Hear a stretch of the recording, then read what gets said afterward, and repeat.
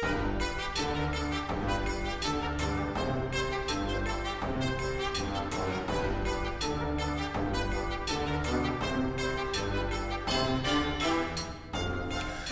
welcome, welcome! This is our second episode of A Guide to Poor Parenting, a podcast where me, Jason, and my best friend Jennifer have a few drinks and talk shit about our kids. Oh, and we got a lot of shit to talk. Well, welcome back, Jennifer. How did you feel that first episode went? I think it went good. Besides the dog making lots of noises. Oh, God, it sounded like she was licking all the vaginas in the house. So like we said earlier, I am Jason. I am an adoptive father of 2 children, and I have 2 grandchildren. And my beautiful co-host, Jennifer, who is... I have 1 child, and that's enough for me. I definitely don't need no grandbabies. Not yet. No, not for a long time. It's 5 more years, honey? No. He's 30 more years. He's 10, by the way. Yeah. Okay, so as we said in the intro, this podcast is where Jennifer and I are going to have a few drinks and talk shit about our kids. Jennifer, you want to talk about what we're drinking today? Yes, we are drinking one of my favorite wines. It is a wine in a box, but I don't care. It is the Nighthawk Black Cabernet Sauvignon. It is a bourbon barrel wine that is fantastic, and we get it at Kroger's. Yes. So, $19 a box, has like 4 bottles in it, and lasts us one night. Well, only if we have our friends over. That's very true. I think we were at Costco, and I was like, oh, I want to try this box wine, because like we would open bottles of wine, and a lot of times we'd have extra, and it would go bad, because we don't drink them quickly enough. So I was like, let's try the box wine, and I found a Cabernet at Costco. It wasn't bad. I liked it. It's kind of a generic wine. It was drinkable. Very much so. And then we were at Kroger's one day because Jennifer and Zane and I, so my husband Zane and I will go grocery shopping. Jennifer, and one day she was like, "Can I come with you?" Because she apparently hates shopping. Yes, for anything. And then my son is a very bad shopper as well. So Mom, can I have this, Mom? Yeah. So I leave him at the house with Jason's son. And then he leaves his granddaughter, and we all 3 go shopping together. And it's pretty funny because the baggers and the cashiers at Kroger knows us. Yes. We're still trying to figure out what they think our relationship is. I think they think we're a throuple, to be honest. Hey, you know what? If Zane ever passes girl, that pussy's mine. No. Sorry, love you, but no. I wouldn't even know what to do with it. Right? So I want to have a quick little sippy poo of my wine because I'm feeling it. Yes. Well, we are doing back-to-back episodes, so we have our Jennifer, whiskey before. Don't ruin the movie magic of podcasting. Well, I mean, they need to know that you're a little tipsy right now, so Yes. So for our listening audience, we tend to record multiple episodes in a row. So some episodes we're stone cold sober at the beginning, and since I am a 6'3", 250-pound lightweight by the beginning of the second podcast, I'm usually a little tipsy, and we were enjoying some very fabulous whiskey the last episode. Yes, we were. Thank you for that. I think it was a birthday present that we said? No. No? My friend had it at his wedding. Oh, okay. And it's always sold in Tennessee, so I had another friend pick it up since she lives in Tennessee, and she brought it to me. Nice. And it's really good. It's Guidance whiskey, and it's really good. I like it was. A lot. And we had probably about 3, I don't know, I was very generous pour that first one, so my husband was setting up photos for the Instagram and poured a very healthy pour of the bourbon barrel wine, and I was like, honey, not where people are around. Well, he just wanted to get my glass. I stole it from your house. It has "fuck your fears" on it, and that just became my glass. That's true. I don't know why. I just took it and was like, "It's mine." I think did you buy it or no, it was yours, okay. and I just took it and said, "This is my glass." Yeah. We got it at Home Goods. Come on, unpaid sponsorships. All right, so this is episode 2 of A Guide to Poor Parenting. And this time, so the first couple episodes we decided we would just to give our listening audience, the friends of the pod, a little background on Jennifer and I's journey into journey into podcasting. Yes, well, that as well, since it's our second episode. But to parenthood is yes. what you were trying to say. Thank you, my dear. So last time we talked about Jennifer's hectic and slightly insane path into parenthood with her adorable 10-year-old son, Wesley. Sometimes. Occasionally.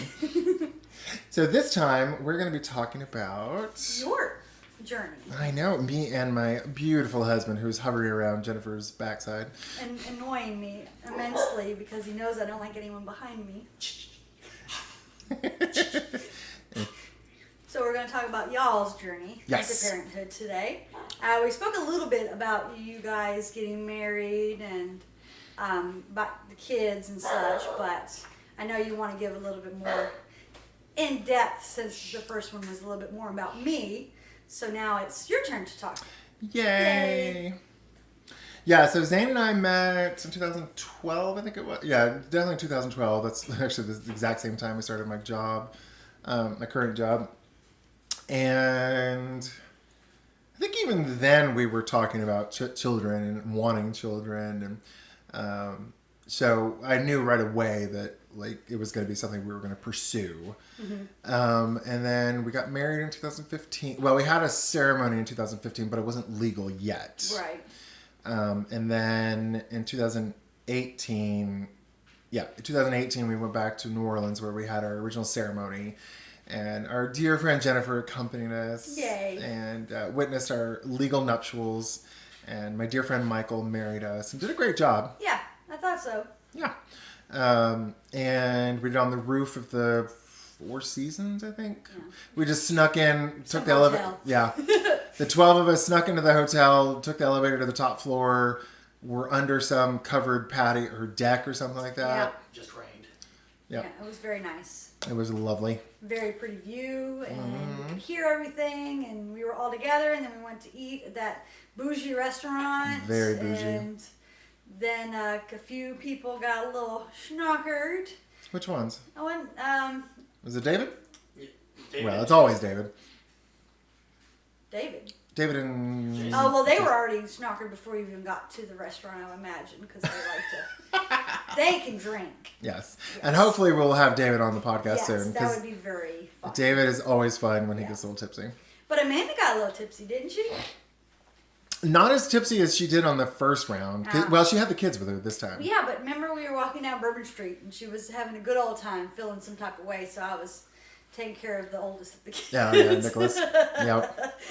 Poor Amanda. She, at our first, the ceremony back in 2015, she was sick, and she was taking steroids to deal with whatever it was, and it did not agree with the alcohol, and so she was puking her brains out. Aww.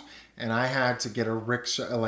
Everybody else was like, I'll take her. I'm like, no, she's my friend. I'm gonna take her. So Zane and our friends walked back to the hotel, and I took Amanda on a rickshaw back to her hotel, which was on the opposite side of the French Quarter, and then walked the length of the French Quarter, which was nice because it gave me a chance to kind of sober up a little bit. Right, and you're such a good friend to take her. That was very nice of you, especially on your wedding weekend or whatever days it was. Yeah. Well, as much as I love people and I am a social creature, I always need breaks too, where I just need a little quiet time to kind of decompress a tad. That makes sense. Even when I'm around you and our other friends, I'll especially if it's a big crowd, I'll go I'm gonna go over here for a moment to decompress, even though I do love crowds. And people. Yep. And then a couple of years after. No, a year after we got married, had the ceremony, the first wedding where it wasn't legal, we decided to pursue adoption through the Alabama foster care system. Mm-hmm. And we talked about this before, that we didn't get certified as foster parents. We got certified as pre-adoption placement, I guess, foster parents. I'm not sure. Because you technically foster before you adopt. But the TPR, the termination of parental rights, has already been done. Yeah. So you know that the kid isn't going to be snatched from you. Like a technical foster family. Yeah. You know, when you foster that way. But you have to foster before you can adopt. So that you can, you know, get to know the kid and the kid can get to know you and decide if y'all want to get adopted or not. This is true. I mean, because you both have a choice. Yeah. Except for Wesley. Wesley had no choice. I'm just kidding. Well, he didn't because he was under the age of 13. So in Alabama, if they're under the age of 13, they don't have to consent to be adopted. Yeah, but I still asked him. I didn't want to force him to be my kid. You fool. Well, he still decided and then changed his mind and then decided and then changed his mind. You know, like a kid does. Exactly. It's probably why they have the age limit of 13, to be honest. This is true. So we did we filled out the horrible amount of paperwork. We did the financial statement. We had to break down all our finances and we had to go through the, questions. Yeah. I don't remember the form's name, but it was awful. It was like 4 or 5 pages of like just all the conditions and diagnoses that kids in foster care can go through. So we went through, I think last episode we talked about how you were more concerned about like cruelty to animals. Right. That was one of ours too. And fire was mine. Yeah. We were more concerned though with sexual abuse. Not that not to victim blame. These kids are suffering trauma that they have no control over. Right. But it is common for children who have been sexually abused to act out sexually out. Sorry, the lines hit me. It is common for kids who have been sexually abused to act out sexually on other kids or make sexual advances towards adults. Right. And with you being gay and having 2 dads, you didn't want them to make any false acquisitions to... No. You got close. Yeah, I did. Accusations, I think is the word. Accusations. Yeah. Words are hard. And then with Clea being in the house. No, she wasn't at the house at the time because this was prior. Was pre. Yeah, I feel like she's been here forever. We the thing we were worried about was Zane's nieces and nephew. Yeah. Because at the time Zane's niece was 7, I think, or 6, something like that, and his nephew was 3 or 4. And so we had some friends that had kids, and we were very worried about, because they were very much part of our lives, and we saw them on the regular, so we were worried about if we had a kid who acted out sexually, that was like, okay, we can never have sleepovers, we can't... leave them by themselves in a room and not have to watch them. Especially without the kids, yeah. So, it's terrible, and...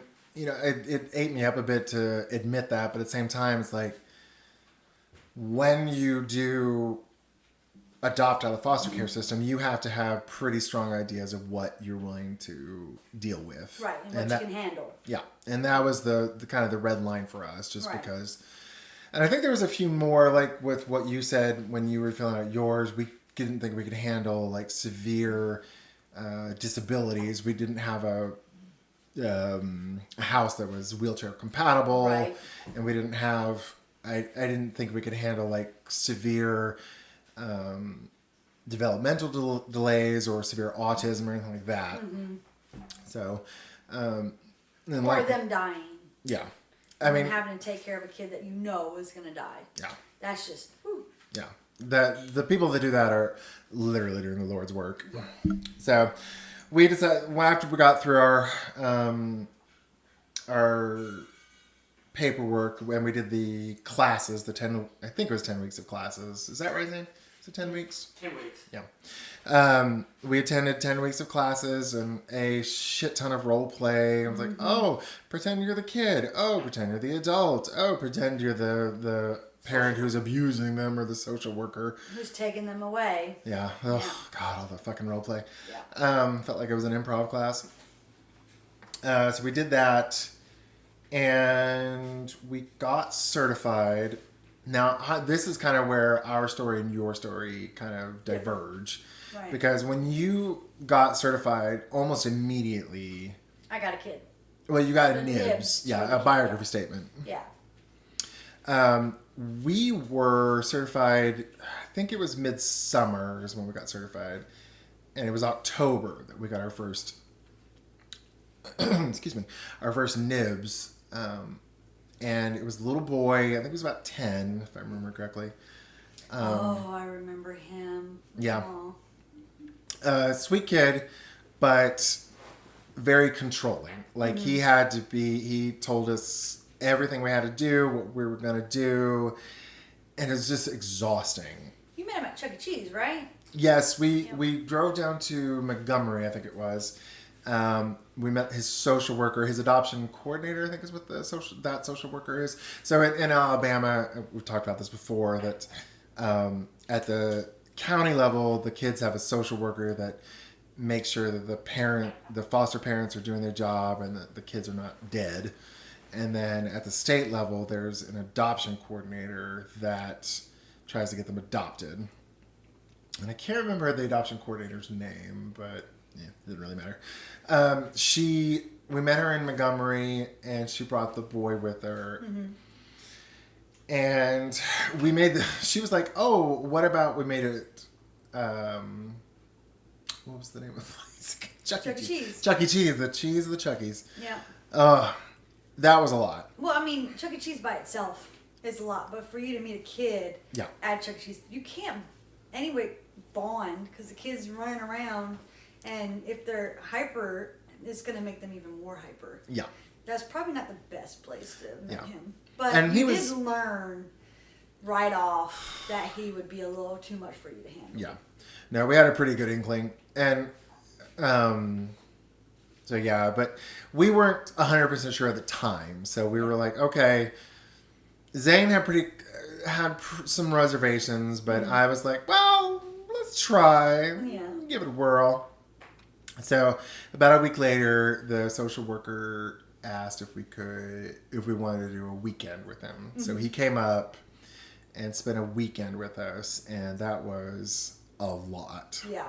He was very controlling and not control. He just was like, we're going to do this, we're going to do that. And we're like, no. We're doing this. He wanted to run the show. Yeah. And it got very, very tiring. Mm-hmm. But by the end of it, I was still willing to go forward with it. Because I'm like, well, this was a lot. And, he could, he'll calm down after a while. But that night, Zane told me, he's like, this is too much. I can't handle it. And I think ultimately it was the right choice. Yeah. But that ride down there was awful because I was sitting in the back with the boy, and he and I were playing on my phone together. And then Zane and I switched places because it's about a 3-hour drive. I'd say 3 hours. Yeah, 3-hour drive to Montgomery. So about halfway down, we switch, and I drive, and I just start crying, and I'm trying to be quiet about it, right? But I'm just bawling, ugly crying. And I wasn't like loudly weeping. I don't know. Zane, could you tell that I was crying? Yes. No. So clearly you were. You weren't very vocal, but you were doing the shoulder shake. Yeah. So I don't know if the kid noticed. He probably did, because he kind of pulled away by the end of it. So I think he knew it was coming. But, whew, my gay ass little heart couldn't take that. No. But so we declined to adopt him, and that was pretty heartbreaking. Yeah. And then, so that was September maybe. That was the early fall, I think, is when we met him and had him over. And then we didn't get any other matches. Yeah, you had to keep asking for them. They kept sending them to me, and then you had to keep asking. Yeah, which was the craziest thing. Well, I think it's because you're a woman, and frankly. You're gay, but I mean, still, there's two parents in yours, and there's only one in mine. You would think 2 parents outrule 1. Yeah, but I agree, but at the same time, I think it's Alabama. It's Alabama, and all gay men are pedophiles, apparently. That's very, very true. You try to. Yeah. Yeah. So, like right after that, I started looking on adoptuskids.org because there's 2 main websites you can look at for adoption in Alabama. It's the Heart Gallery, which is kind of a generic listing of kids. It's like a little 1-paragraph blurb. Yeah. That's super not helpful. No, but none of them are because they're all fake. Yeah. Well, they're just like, oh, he needs structure and needs a loving home. And he likes to play basketball. Yeah, and his favorite food is mac and cheese. Right, Like, yeah. That doesn't help you in real life. No. But there's another website called adoptuskids.org, and that one, you can register a profile, and if you have an accepted home study with either an adoption agency or with your local foster care system, they will give you slightly more updated information. At least in Alabama, a lot of states don't have that. Right. Like if you go on there and you have a profile, like I've looked at Georgia and Tennessee, and it's a lot of like, oh, this jurisdiction has privacy laws and yada yada yada. Right. But in Alabama, it was nice because they would give you some diagnoses like, oh, this kid's a bedwetter, cruelty to animals, ADHD. Yeah. That's very, very common. And the majority of the kids that I've seen on there was ADHD. Yes. Like that was a given that all kids pretty much have that, which is just crazy that happens that way. But I noticed that a lot. Yeah. Well, I think they told us that it's a result of the trauma. Okay, that makes sense. And then also that oppositional defiant disorder that Wesley has, because he wasn't diagnosed as ADHD or oppositional defiant disorder until I got him diagnosed after I got him. And it was just the craziest thing that I had to go get him diagnosed, and that's what he had. So yeah, and so just for our listeners at home, now this is I'm paraphrasing this poorly, I believe, but as far as I understand oppositional defiant disorder, it's like tantrums, but to an extreme. That, and they just want to do the opposite of what you tell them to do. Yes. That's what I figured it out to be. Yeah. So if in your mind you're saying no, but then they say yes, like I gotta do this. And it's an extreme case. Yeah. It's not like, no, I want to do this. Yeah. No. It's like, I'm going to do this, you fucking cunt. Yep. And they're 5 years old. Yep. Yeah. Pretty much. So, although Wesley never got that bad. No. No. He got diagnosed with it, and he does. It's like I'm going to lie even though you just saw me do it is what I find it to be. And that could just be what most kids do, but with him, it's just the extreme. Like, you physically watch him do something, and he's like, I didn't do it. Yeah. Dude, I just watched you. Yeah, you did do it. Yeah. So that's how I feel it is in that aspect of having that disorder. It's just he does not want to tell the truth. Yeah.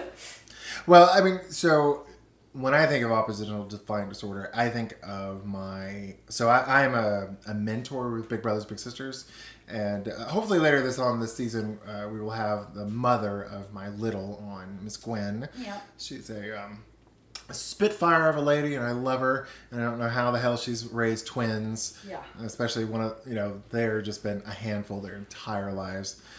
But she's told me that, Matt, especially when he was younger and had a tantrum, it was violent almost. Yeah. Like he would lay down on the ground and just scream and hit her or like punch holes in walls, even at the age of 7 or 8. Right. So that's when I think of oppositional defiant disorder. Where were we talking about again? You were talking about the different things that kids can have. Yes. When you're on the website. Yeah, on the website and what we were doing. And so they adopt U.S. kids. Yeah, talking about adopt U.S. kids, and then you were talking about that little boy, and then now you were going on to the next kid that you saw. Yeah. So one nice feature of Adopt U.S. Kids is you can actually filter based off how extreme their conditions are. So like if it's a developmental display, you can do mild, medium, moderate, severe. Right. So we had been searching for kids, and there was always a small list of kids that had not a lot of problems. Right. And so I'd done that search, and there was a boy up for adoption who was 17 years old. No, I think he was 16 at the time. At least he was listed on the website. His name was Justin. And he had this goofy grin. Mm-hmm. He's medium height, skinny black kid with a big old fro. Mm-hmm. And at the picture we have of him, at least, or from the website, had this one little orange. It looked like he'd dyed it or bleached it poorly. One orange spot in his hair. It was very silly. And I always remember his video from the Adopt US Kids because, you know, like as you said last time, it's very scripted and kind of stupid almost. Reading books and washing dishes. Which I don't think he's washed a dish since he's been here. That's not true. He actually will empty and load the dishwasher for us. Okay. Yeah. So, I just never seen it. yeah. There you go. But I still get tickled with this. He when in his video or whatever, he said that he's like, yeah, I like reading books like Shakespeare or something like that. And as soon as he moved in with us, I'm like, you were lying, right? He's like, yeah. I was like, I kind of figured. I was like, I have never seen that child read for pleasure in my life. So, but anyway, so I think it was like early October. We went down to Opelika, Auburn area and met him because he was in a group home there. No, he was in foster care there. A real nice lady named... Oof, that's the wine. Yeah. This real nice lady down there was his foster mother. Real sweet lady. We picked him up. We hung out with him. Walked around Auburn campus, which was my husband's alma mater. And he's an Alabama fan. He's an Alabama... Well, he grew up in Tuscaloosa. Right. So... Lies. What do you mean, lies? I'm an Auburn fan. You're talking about... No, Justin, Justin's baby. an Alabama fan. Oh. Our son, dear. Yes. Not you. Oh, I'm Yes. sorry.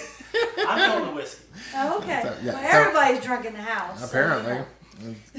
Go get some of the kids, too. As we said, it's a guide to poor parenting. Well, here you go. Give the kids whiskey. Put them to bed. Yeah, hopefully they don't find the weed. Anyway, so we walked around Auburn campus. He seemed pretty calm. He is the quietest Oh person. my God. You have to force a word out of that boy. Yeah, you have been, like, he's been with us since 2017, and only in the last year and a half have you, Miss Jennifer, gotten of, like, somewhat conversation out of the child. Yeah. Yeah. I usually have to force it out of him, but lately he's actually asking me things, which is just like, oh, yay, he's talking to me, you know? I'm not trying to be like his best friend or anything like that because that'd be weird. I'm 40 and he's 21, but, you know, just to get a... You're trying to seduce our son? Yes, very much so. Blech. No, yeah. No, thank you. He still lives at home with his parents. That is a big no-no. But yeah, he's a good kid. Yeah. Even though he's been through some stuff, you know. He does not always make the wisest choices. But he and- still has a mind of a 16-year-old, even Yeah. though he's 21, because the whole foster care system is just it fucks it's hard them up. on them. Yeah. Yeah, totally. It kind of like when the moment they enter foster care is like that's where they stay for a good little chunk. So we got him. He moved in with us finally. So he did the weekend, and then like 2 days after he came up for the weekend, the social was like, "So, do you want him to move in?" And we're like, I guess. So he moved in a week. We met him one weekend. He came up the next weekend. Moved in the weekend after that. Yeah, very, very quickly how this all works. Now, I will say one advantage of adopting a 17-year-old. Well, he was 17 at the time. They do not have to have a lot of supervision. That's true. You don't have to make sure they brush their teeth and go to bed on time. Well, the going to bed on time, yes, sort of. But the biggest thing we had was making sure he didn't drop out of school. Right. Because I think it was in Alabama, you had to be 17 to withdraw yourself formally. Yeah. And he was ready to. He was so sick of the BS. Well, having to move from school to school to school to school is not fun anyways. And then you're behind because each school does a different type of curriculum, that goes from one school to another. So when he got to Huntsville, it's like, do I even know what they're talking about? Well, and I mean, I do not mean to speak ill of social workers because I have much respect for them, but his social worker was not my favorite. Oh, yeah. And she had jumped him around quite a bit and really screwed him over and his sister. Yeah. And so he was behind and really pissed off at just the world. And I completely understand. Right, me too. And when we got him, we were like, hey, if you want to withdraw, we understand. Would you give it at least 1 month? Yep. At school, at the school we were zoned for. So he's like, okay. So he went, he did his 1 month, and that was mid-October. And he stayed that whole academic year. Yep. I was very proud of him for that. He failed, I think, a class or two. I can't remember. And he did ultimately withdraw in the next year. But he made it further than I thought he would have. And that he wanted to when he first got here. So, Yeah. you guys were somewhat good influence to try to make him try to stay. Somewhat. You can't make a kid, especially when he's 17 and Yeah. he just came into your life, do pretty much anything. So Yeah. for you to be able to get him to finish at least a year I commend you on that. We tried. But so and I think it was that Christmas we met. He introduced us to his sister. The Christmas after he moved in with us. We hadn't quite adopted him, but he's like, hey, can we stop by Coleman? Because my sister is in a group home there with her daughter, Kalia. And his sister's name was Kishondalin. We call her Kiki. So that Christmas, my mother came into town. We went to Atlanta, and on the way back, I think. No, we went to Texas for Thanksgiving, and it was on the way back from Thanksgiving that we stopped by Coleman and met Kiki and Kalia. And I think she was 4 or 5. She was 4 at the time, and I still remember this because we were sitting around in the kitchen of their group home, and Justin and Kiki were visiting, and I had Kalia on my knee, and I was bouncing her while she was playing. Like, I had this game on my phone that I play. And I was bouncing her on my knee, and she just turned around, looked at me, and she's like, could you please stop?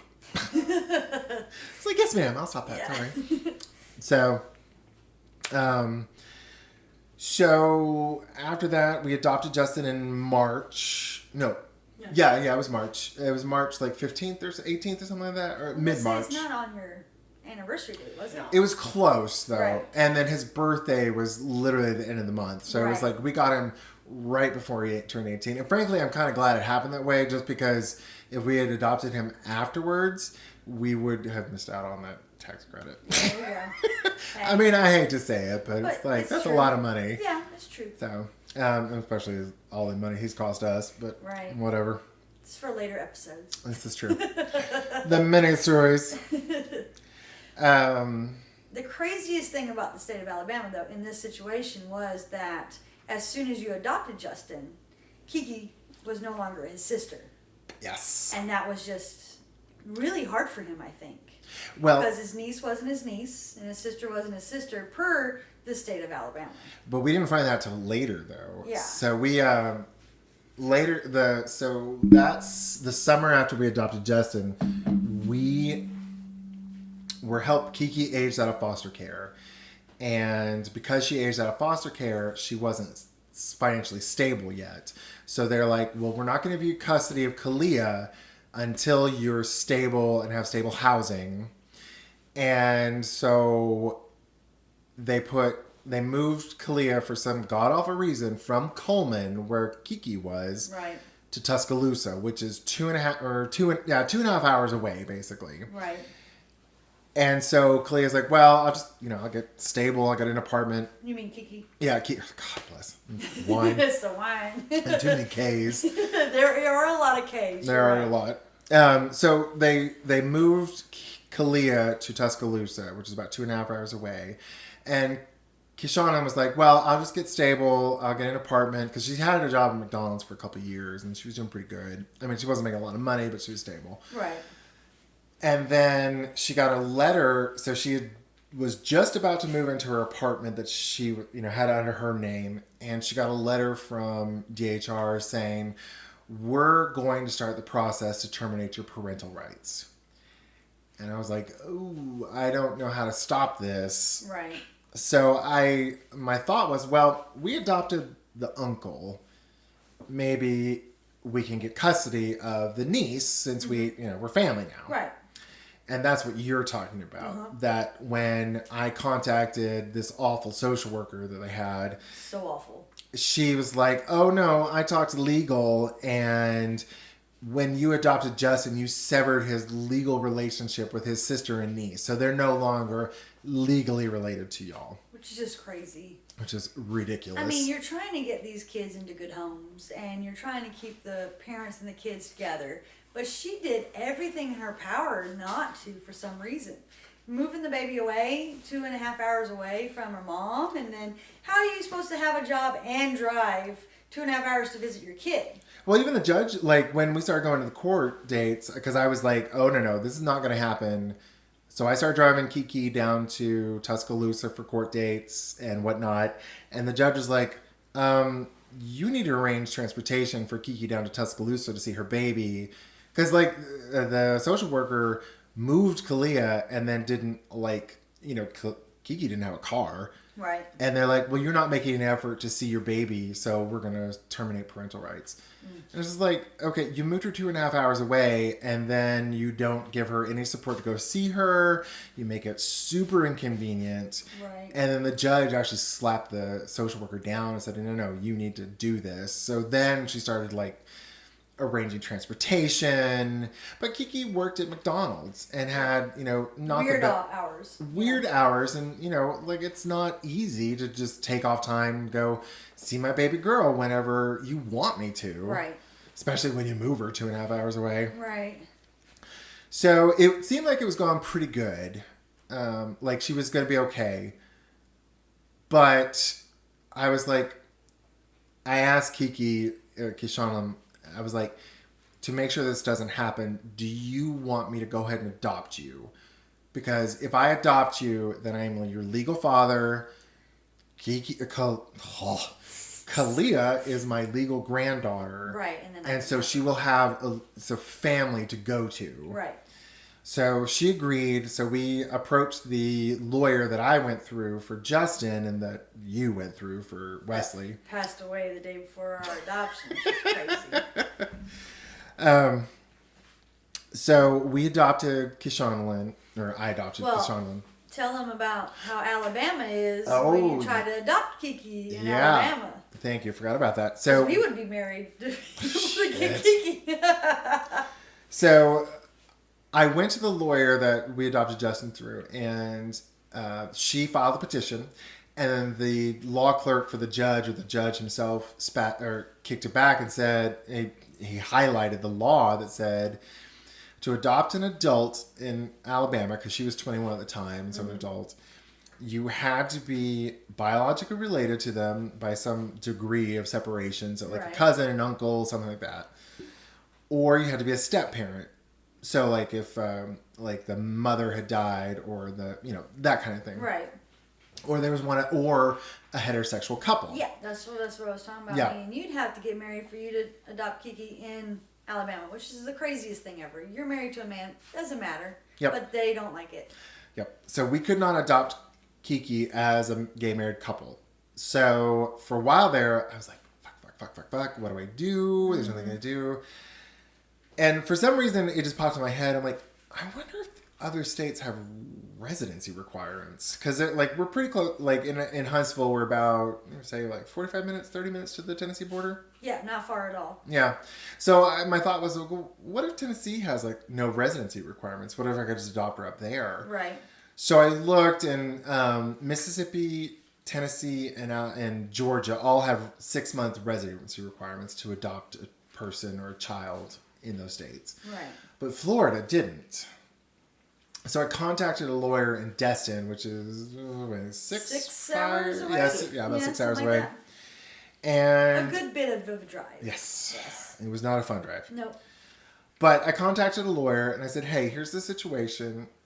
Can I adopt this young lady? She, I have her brother is my son. Mm-hmm. And they were like, sure, that's fine. Come on down. Yeah, come on down. And he's like, just to be sure, I don't think the judge is going to have any problems, but go ahead and get a P.O. box, would you? I'm like, okay. So I drove down to Destin, which is, I took the day off, drove down there all by myself, got a P.O. box, drove back. That's all I did. 12 hours. Well, I got the P.O. box and I dropped off the $2,500 check. Oh, that's right. Yeah. Because in Alabama, like, they give you not a stipend, but it's like a grant or something. Yeah, they So- kind of pay $1,000. Yeah. Yeah, to it. So if you adopt out of the foster care system, they'll give the lawyer $1,000 to cover the costs, and then you have to make up the rest. But our lawyer for Wesley and for Justin was really nice, and she just took $1,000 because she liked to do the adoptions because she felt like that was her Calling, I think. goodwill, because she did a lot of divorces, I think is what she was telling me. Like, she hated to do the bad things, so she was like, I'm going to do adoptions to make me feel better. That's kind of how she put it to me. Oh, okay. I didn't. So that's why she just did the $1,000, just because she was like, I'm getting paid and I'm doing something nice. Okay. I did not realize that part. Yeah. When we went to her office with her puppy. Oh, that was it dog Princess was... is her name or something like that? I thought it was It an adorable Duchess. dog. Oh, yeah, Duchess. Yeah. Yeah, such an adorable dog. And soft. Yes. God, that dog Wesley was loved soft. her. Yeah. Every time we came in, she would, like, jump at the gates, and we would, like... I was like, can we let her out? Yeah. It's a very hyper dog, but so lovely. Yeah, and she would get in the chair and just lick you and just love on you. It was so sweet. Yeah. So, for our listeners at home, my husband is miming that we need to focus, and I am permanently giving him the bird. Yes. It's our podcast. Ooh, and I don't know what he's doing. He's pretending you're not going to fist. Yeah. He's pretending to fist me later, but I'm like, no. Mama's clamshell's a little tight. I haven't had no wine for that. Oh, Mama's drunk. Anyway, so the lawyer in Destin, he got the paperwork pushed through. Me, Justin, and Kiki drove down to Destin. I was kind of surprised Justin wanted to do it because he's so, like...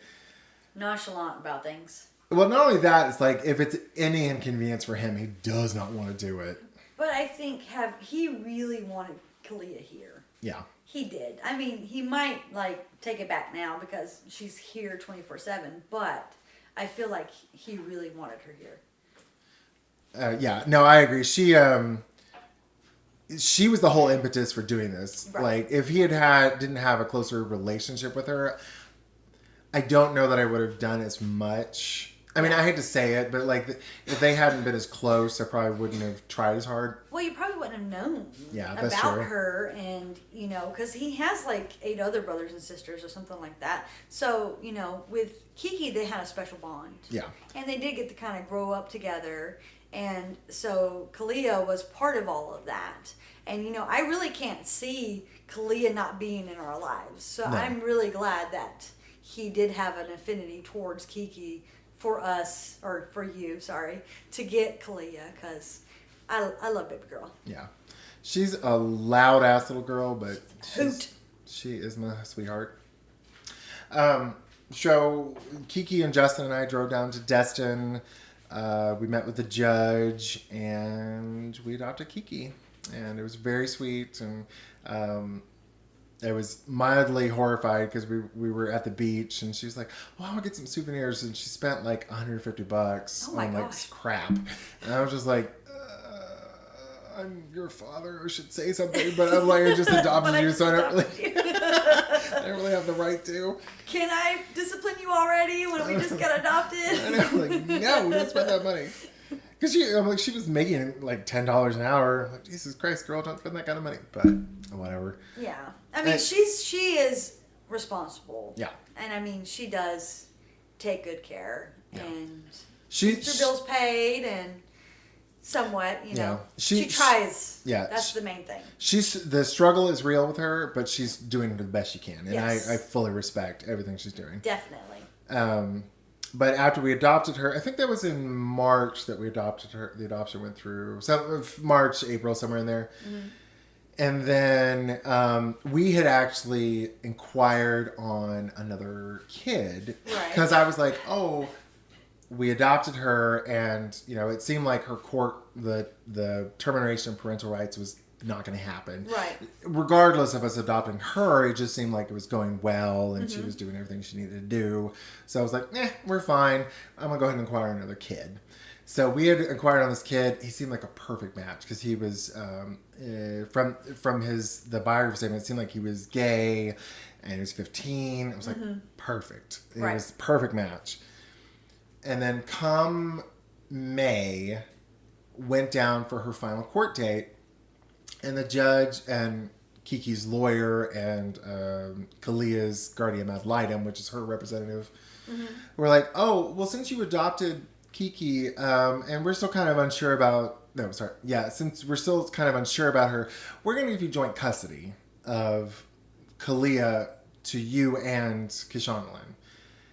And I was like, "Oh, okay. I'm not sure what that means." They're like, "Well, you two will share custody, but she has to be with you for so many months, and she has to come visit and keep a good relationship with her. And after that, it's whatever y'all want to do." So I was like, "Okay, that's fine." So she moved in early June. June, yeah. And then the day after she moved in, the boy that we had inquired on, his adoption coordinator was like, "Okay, y'all ready to go meet him?" Ugh. And Zane was like, "Jason, you need to tell her about this." And I was like, "Oh yeah, I guess we do need to tell her about," because I was so like going crazy. It was just a whirlwind. We just had it happened so fast. We had a 5-year-old move in, right? And I was just like, "Oh, it's fine." It wasn't fine. No. Having a 5-year-old move in with you is very traumatic, not only for the 5-year-old, right? But it is a huge disruption in your everything. Yes, and then trying to put a brand new kid in amongst that disruption would not have worked. So I called the social worker. She was not happy with me. And I'm like, I totally understand. Right. And it was like, I felt bad. And I was like, "Catherine, I'm so sorry." Because Catherine was the boys' adoption coordinator, and who was also the adoption coordinator for Justin. Luckily, she was amazing, and I love her to this day. And I feel so bad for just. I should have handled it better, but I felt so overwhelmed to kind of just. There was no way for you to handle it better. Well, you got thrown in to all of that. You did the best you could, and that's all you can say. You were generous, and I love you. You have an awesome granddaughter and an awesome daughter and son. So there you go.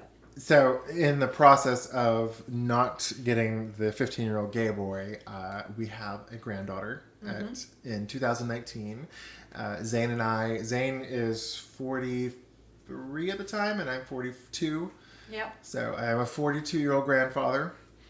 So that was a transition. Yes.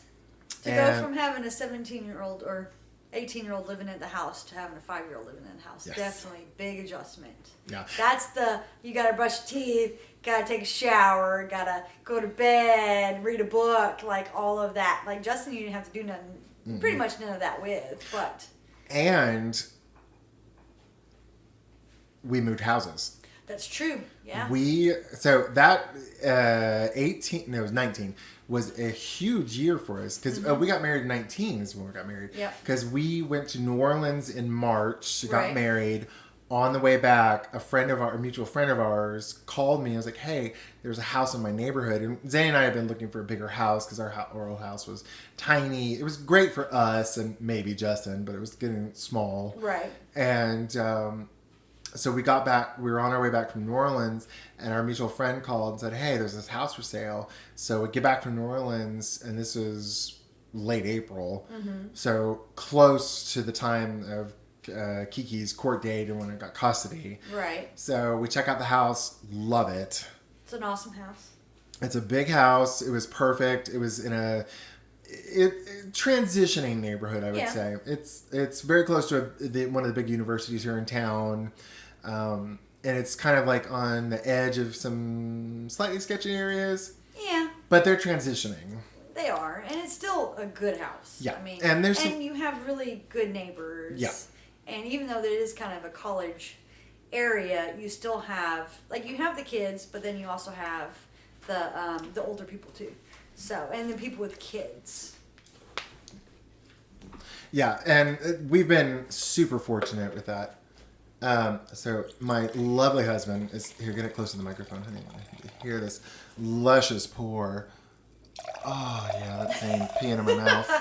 My turn, Not my again. turn.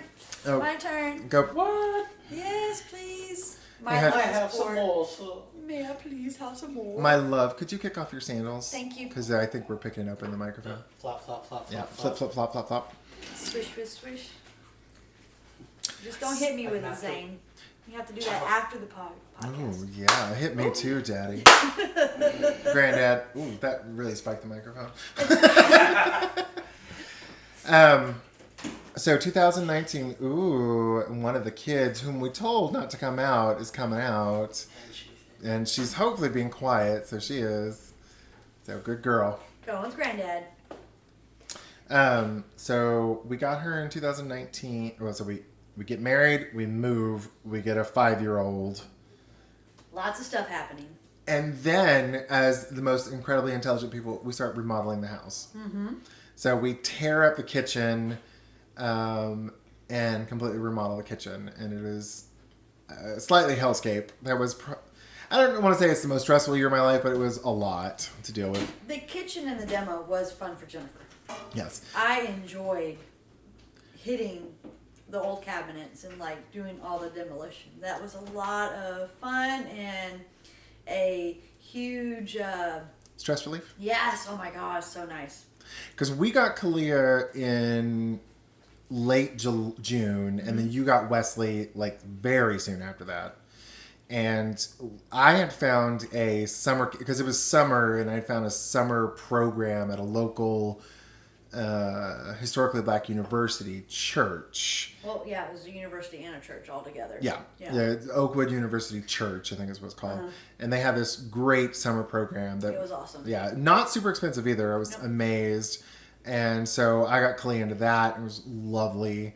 And then when you got Wesley, you got him in there too. Yeah, because I only had a few weeks before school started, so nowhere was really taking kids when I tried. And then you told me about that place, and I'm like, okay, well, I'll try it. And they were like, yeah, bring him in. So I was like, okay, that's awesome. So they had like a basketball court right next to the classroom where they would stay, so they got to play basketball, and they had movie days. Bring your PJs to the summer camp, and they really, really enjoyed it, I think. I wish they had done it this last summer, but like with COVID, it's been so crazy. Yeah, it has. But so we got her. She started kindergarten that fall. Wesley started second grade, if I remember correctly. And it's been, for the most part, Kalia's been loud. Yes. To say the one thing. She takes out for her auntie. Oh, whatever. She has been a sweetheart. I adore her.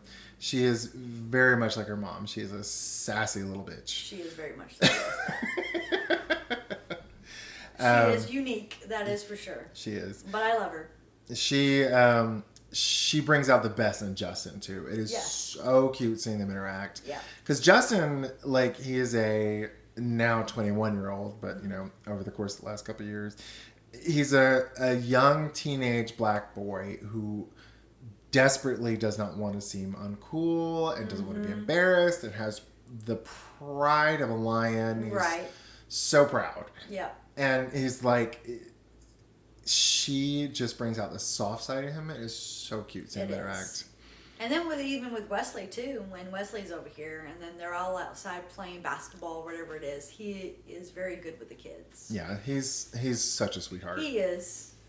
So we have been particularly blessed with our children. And Kishanalyn is a smart, hardworking girl. She is. I have been, she's had her job. She had her job at McDonald's for 3 years, I think. She actually became a manager by the time she left.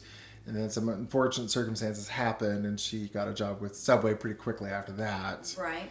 But then she had Ayana in the process of all of that. Yes. So Your newest granddaughter. My newest beautiful granddaughter, who is adorable. Yeah, she'll have her first birthday in November, and precious as all get out. Love her. So I am a 2-time grandpa at 43, about to be 44.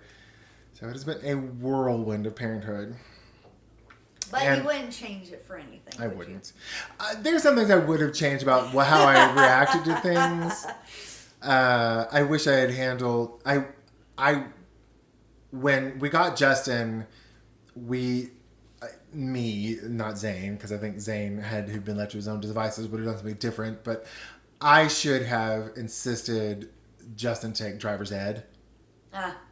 And he's like, "Oh, I've done driving before," and he passed the driving test. So I was like, he's fine." Right. And then we were like, "You can take the car to 2 hours away." Yeah.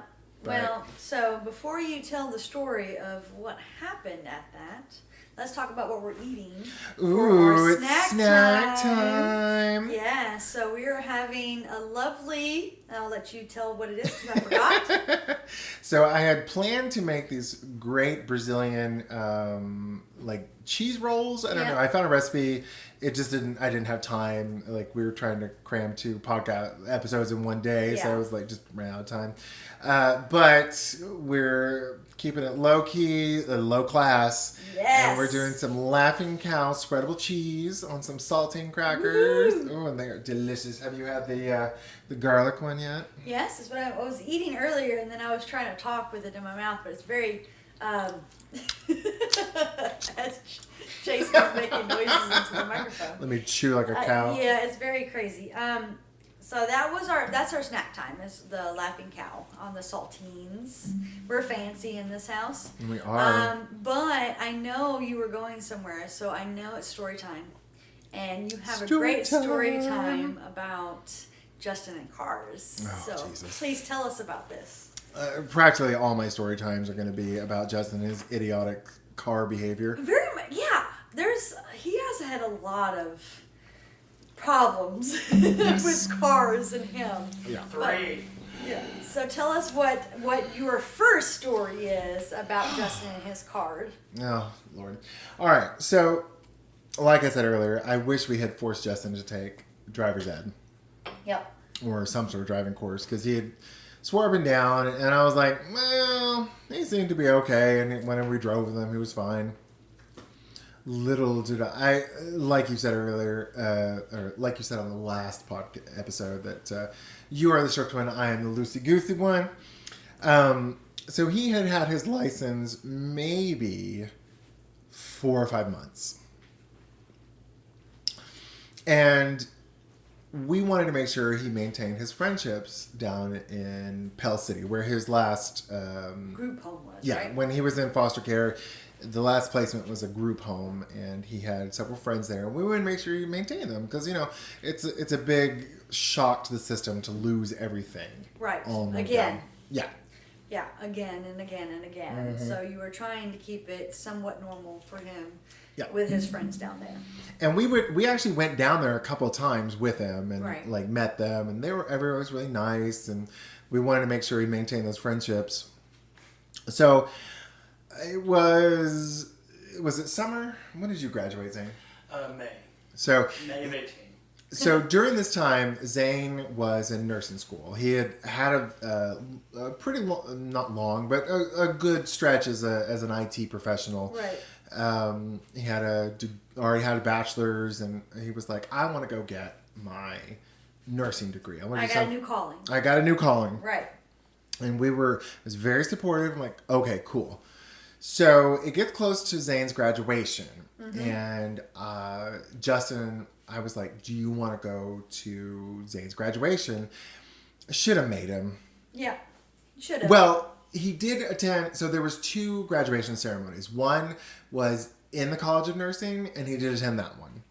Okay. So that's why I kind of felt like he didn't have to attend the big one. The one at the BBC. Yeah, the one that you and I went to Right. and attended. So I was like, okay, you went to one of them. Even Zane, I think, felt fine. He's like, okay, he went to one. That's cool. Right. He did his familial obligation. Right. I mean, Yeah. you can only ask a 18-year-old to do so much. Yeah. Or a 19-year-old. Yeah, something Whatever like age that. he Yeah. is. So it gets closer to the big graduation with all the colleges of University of Alabama in Huntsville. And Justin asked if he can borrow the car. And we had let him do it before. He'd borrowed the car and gone down to Pell City. No problem. Right. So we're like, okay, yes, you may borrow the car, spend the night, and then come back. Probably not our finest choice, but Well, Hindsight 2020. Hindsight 2020. And I think a lot of it too is like I base the decisions on like how I was parented, and admittedly my parents are. If you think I'm loosey goosey, my mother's like, no, just go do it. It's fine. Man, you want to try that crack? Go ahead. Whatever. Here's the gun. Go run in traffic. You're fine. Here's the gun. Go play in the truck in the cars. Excuse me, audience. I'm eating my lovely saltines with laughing cow. And drinking his wine. Just what you need is more wine. Yes. This podcast here is brought to you by Laughing Cow cheese. Smooth and spreadable. You are too silly. So Justin has a car. He's going to Pell City. So Justin has the car in Pell City, which is about 2 hours away, Ish. Yeah. And we'll say that. my dearest friend Jennifer and I are having Subway, I think. Nope. No, we were having a sandwich. We were at Jimmy John's. Jimmy John's, that's it. Yeah, because it's real close to the BBC. Yep. So we were downtown at Jimmy John's having a sandwich, waiting for Zane's graduation to start. Because it was like 2-ish, I think, something like that. I don't remember times, but yeah. It was lunchtime. Yeah. So we go down, we're having lunch, and I get a call from Justin. And I'm like, what's up, buddy? What's up there, pumpkin? Yeah. I had a car accident. You did what? So apparently, I'm not entirely, I still don't really remember, but he had been either fucking around on his phone or fucking around with his friends. Yeah. Was tailgating someone. They broke on the freeway, I think. And he rear-ended them. Right. I don't think it was... Oh. Let me just say, this is in Zane's car. Yes. Not your car. Yeah. Zane's car, who's about to graduate. Yes. Yes. So Zane was incredibly sweet. No more. Yeah. No more. I learned my lesson. Yeah. But So- he wrote... So the other car and Justin plowed into him pretty much. Now, it wasn't a plow. He hit him and damaged the car in front of him. Okay. But it wasn't like the hood wasn't like bent up or anything. It was just like he hit him, but it wasn't like mangled all the pieces. It was still drivable. Yeah. So he gets the ticket for reckless driving, obviously. Right. And frankly, he said that his one of the parents from the group home took care of it. I don't know if that's true. My son might have a warrant out for his arrest in Pell City County or whatever city that is. Yeah. So he was like, can you just come get me? And I'm like, no. Zane's graduating. Get your hill home. Yeah. He's like, no, can you get me? I was like, is the car drivable? Yeah. Get your ass home. Right. So he drives home. And we go to the graduation. Millions of pictures of Zane graduating. Yes. And so that was his first of 3 car accidents. And more to tell later on. Oh, Jesus, that boy. So, so if you ever see my son driving on the road, get in a different lane or turn down a different street. Because your life in danger, girl. All right, Miss Jennifer, I think that concludes our second episode. Cheers. I hope our listening audience has enjoyed A Guide to Poor Parenting. Yes. We will see you next time. Yay.